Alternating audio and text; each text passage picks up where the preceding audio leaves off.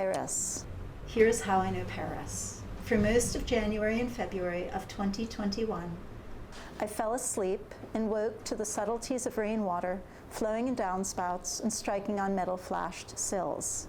One night in April, when storms were more rare but heavier, I stood at an open casement window to listen as rain fell hard on cobblestones and leafing street trees. there was nothing else to hear.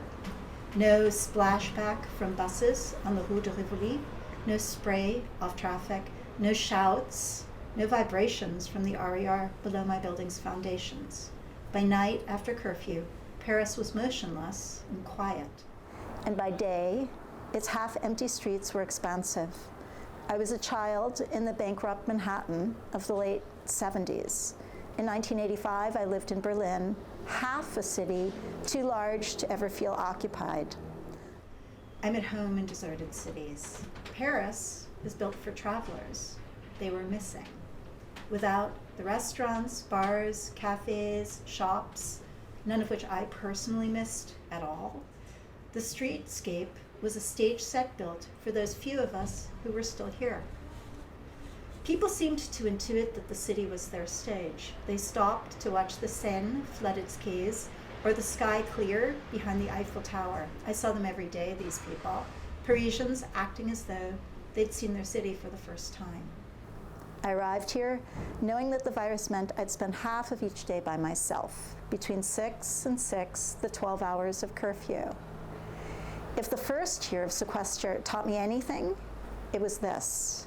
Between alone, on which I thrive, and loneliness, under which I suffer, the boundary is indistinct. V squared is W. W is for walk. Here's how I know Paris. I know Paris by my stride. I bought one metro ticket during 4 months for the trip from De Gaulle to Châtelet. I bought a second ticket just after 6 a.m. on May 15th when I returned to the airport. Here's my math. 168 walks between Rue Saint-Denis and Reed Hall, of which about 23 were with other people.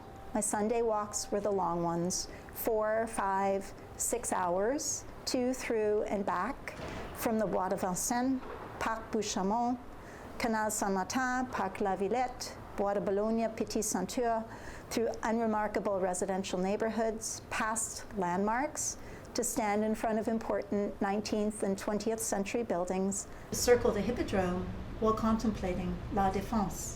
But the walks were something else as well. Early in our time here, one Institute fellow asked at a Zoom meeting whether we could still visit each other's homes for meals or drinks. Walking was my counter-proposition. An allowable way to speak and listen without the danger of facing each other in enclosed space.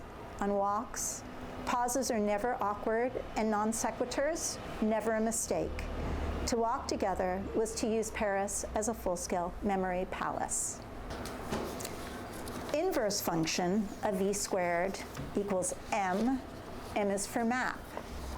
When I imagine cities in my mind's eye, I'm seeing them from above, laid out with north at the top. When I walk, I keep my phone in my pocket, my location unknown, my mobile data turned off. Here I carried a 2014 map that showed Paris by arrondissement in 97 pages.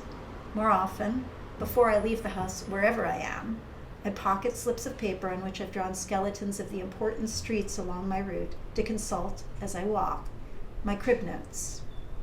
I was trained to draw the information that makes architecture.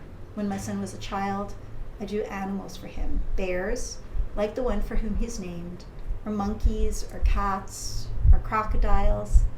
I only rarely make architecture anymore, and my son has outgrown my drawings, and in many ways, me too.